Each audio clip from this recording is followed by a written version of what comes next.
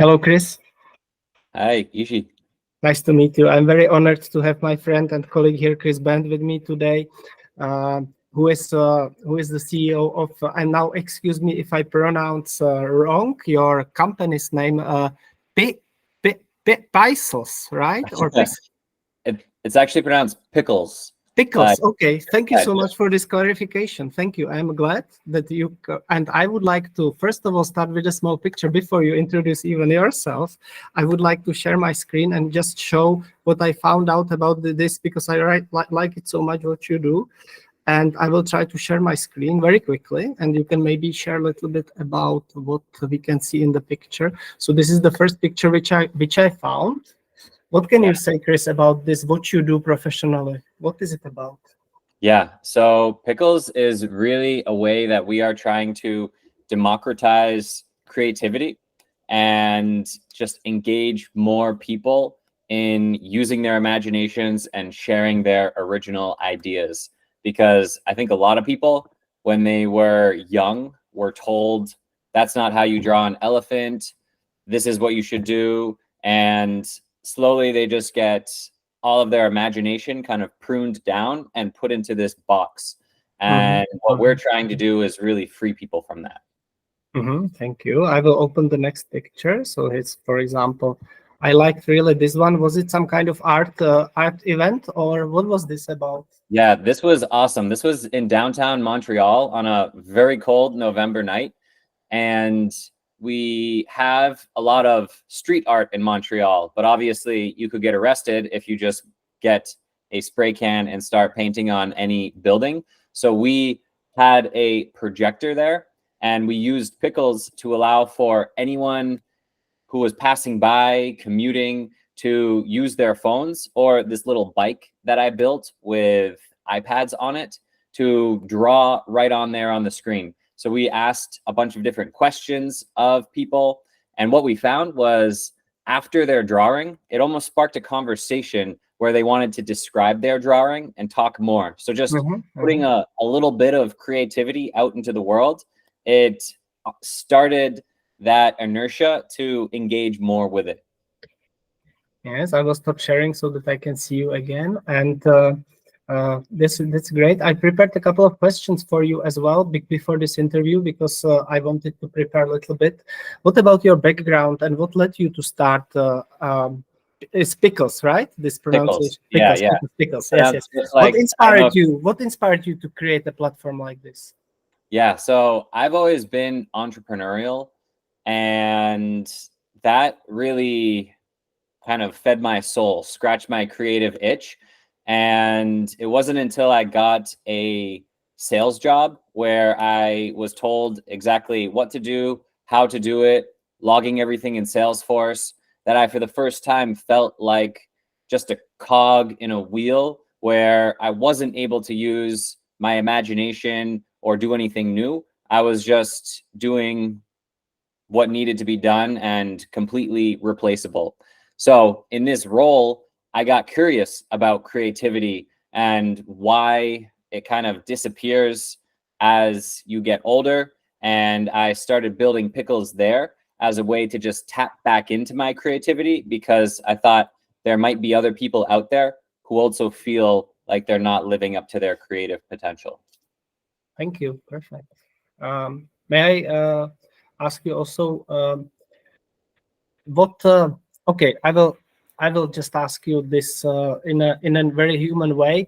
What does Pickles? How does it function in like a creative platform? What are the like? How does it function? How does it work? Actually, can you tell a little bit deeper about it?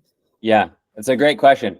And basically what I found was there is a huge fear when you just give people a blank piece of paper and a bunch of pens and say, do something creative, because it could be the Mona Lisa, but it's not going to be because we're not all Leonardo da Vinci. And so the idea for Pickles was to create constraints, whether that's limiting the brush size, limiting the number of colors that you can use, limiting the space that you can create within. Mhm. And in those constraints, we allow for people to be as creative as they want. And we found that this was just a nice way of getting all of those people who are like, oh no, I'm not an artist, I can't do that, to actually start doing it, because there's really not the ability of creating something absolutely spectacular. And when you see an ugly drawing showing up there made by your coworker, you're like, oh, well, I could do better than that. And so that's kind of how it works. Pickles is a web application you can use on your phone, your tablet, or your computer. And then as you're drawing, all of those drawings in real time, brushstroke by brushstroke, are showing up on one shared screen that everybody can see. Perfect. I would like to welcome again our listeners. These are the thank you so much for listening to us. And my name is Jiří Borč. I'm talking with my colleague Chris Bent about his project. And tell me, I have one more question. This can be a little bit maybe personal question, but how do you feel competitive platforms? Do you feel a competition there, or do you get inspired by them? Can you name some of your competitors also? That's a great question. And honestly, one that I kind of struggle with, because this was also an idea that I had that I was just like, this would be cool if it exists. And I wasn't addressing a very definite problem and one that already had an industry built up around it. But in terms of competitors, it kind of depends on where we're being used. We do a lot of work in the meetings and events industry. And in meetings and events, they use a lot of polling platforms like Mentimeter and Slido, which allow you to answer ABC 1, 2, 3 sort of things. So they kind of lack that creativity. And then there's also those whiteboards like Miro and Mural, which have crazy functionality and they can do a lot, but they also can't scale very high, and they take a little bit of a learning curve to get used to them. So I kind of think of Pickles in the middle of the Venn diagram between those whiteboards and those polling tools that allow for the ease of use, but also the flexibility and creativity of both. Now I will dive just a little bit into the past and a little bit to the present. So the first question, what are you grateful for, or if you can share some success story in the past, which was so significant for you, like because you mentioned the street festival, it was great. Are there any other things that you are really happy about that you achieved? I mean, I try and practice gratitude every single day. Like just yesterday, I went out for a paddleboard around the lake that I live on here in New Hampshire, and it was super choppy. The wind just got crazy, and I feel like I was paddling through cement, not going anywhere. But then I turned around and there was an enormous double rainbow right behind me. And I was just basically crying out in joy at how beautiful it was. And it was just like stunning. And so I think I try and have gratitude be everywhere. When I wake up, I'm grateful that I woke up and that I didn't die in my sleep, or that I have food on my table, or that I can see, or do all of that. So there's just so much to be grateful for. But in terms of business, I would say I'm most grateful for the people who I have had the pleasure to connect with. Yourself, I recently started working with a co-founder, which has been incredible. So now John is in and taking care of all of the technical side of things, building a new website, a whole new product, and he can really give the technical side of things, which is not my specialty, a lot of love. And just having someone in there working with me every day to feed off each other's energy, I'm super grateful for that. In addition to all of the mentors, advisors that I've had, friends who I've made along the way, colleagues, customers, coworkers, it's really, I'm just so grateful for the people who I'm on this journey with. If anybody wants to ask something, Chris or me, please write down under this video right there, and we will be very happy to answer every question. Chris, my last question for today, and I hope that you will accept my invitation for the volume 2, talking about art with you in the future. This is my last question. Future online presence. What are you planning for the future, and how can we approach you? Yeah. So for the future, that is a great question. I am kind of realize how fast moving and uncertain the future is. So we have plans, but I am also keeping myself open to things that happen and change. I mean, one thing is to become more involved in education, because I think, as I said, a lot of adults feel like they're lacking their creativity, but that starts in school by sitting in a desk, having to memorize a bunch of shit that you'll never use again. And so I would love to get Pickles into the school so that kids can let their imaginations and their creativity flourish in the classroom. And I also think that involving kids more, so that we don't tell them you're only going to be useful once you graduate college, once you get into the workforce. That's kind of a bad thing to tell to kids when they have so much to offer, and as they are today. And so I would love to engage with more kids and get them to enjoy the platform. Mhm. And then also in the future, just like we're going to be adding a lot new features and functionality onto the platform once we level and create a solid foundation. And I'm super excited for some of those.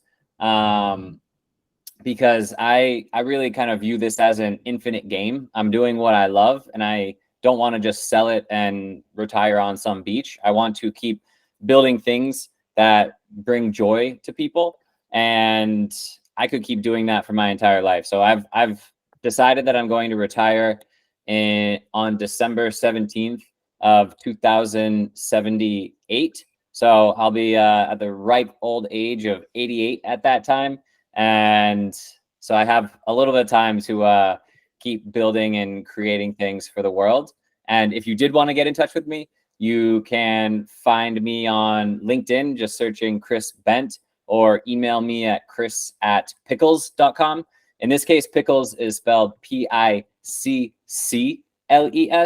and it's spelled that way because it comes from a combination of the words pictures and pixels. So we put pictures and pixels together because when you see Pickles, you'll see that everyone kind of has their little drawing, their little piece, their pixel, but all of those come together to create this larger image that everyone can feel like they are a part of, to be part of the big picture.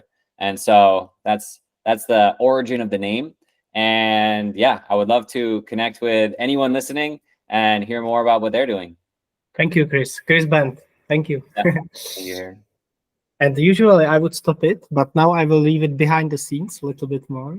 Oh, cool. So This is the official podcast is over, and now we can chat a little bit. I would like to show you something also, but I haven't it now. I will show you next time.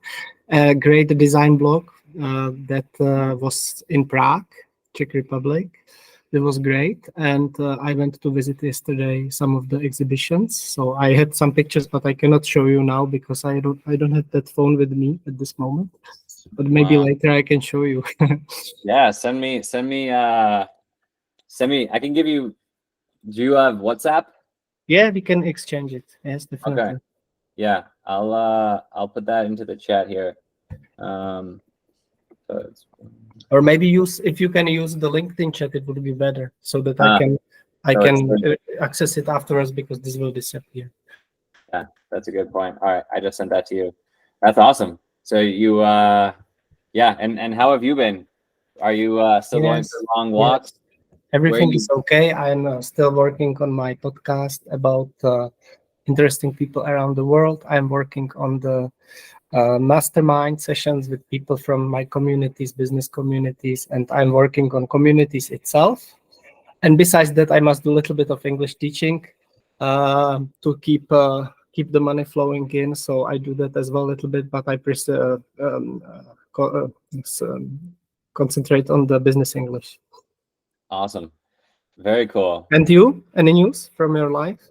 Yeah, I mean, the big news is working with a new co-founder. We actually stopped working with the other developers, the contractors that I had been working with. So it's just the two of us now.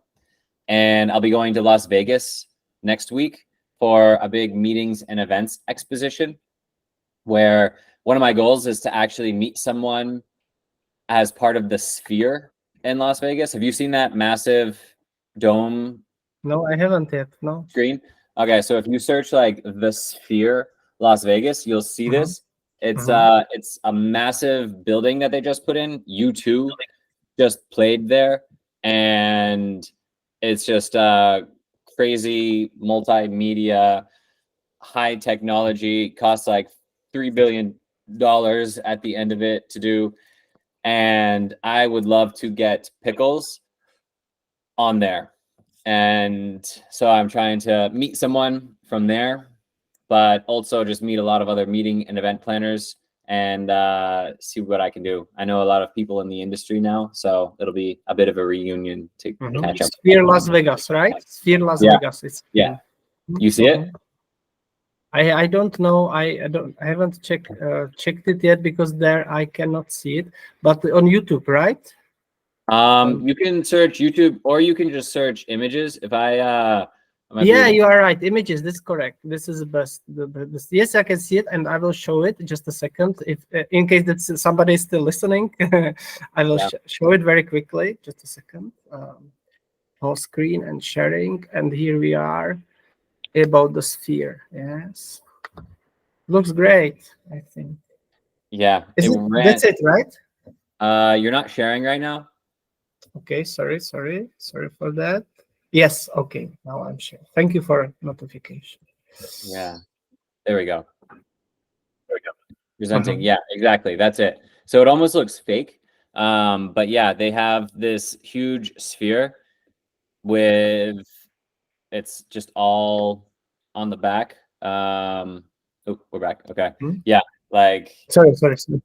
You can put anything on there, and they also have concerts inside, and they're programming. So I want to get Pickles on there and have like a outside residency, basically, where every day all of the drawings of Pickles get to swirl around and appear there, and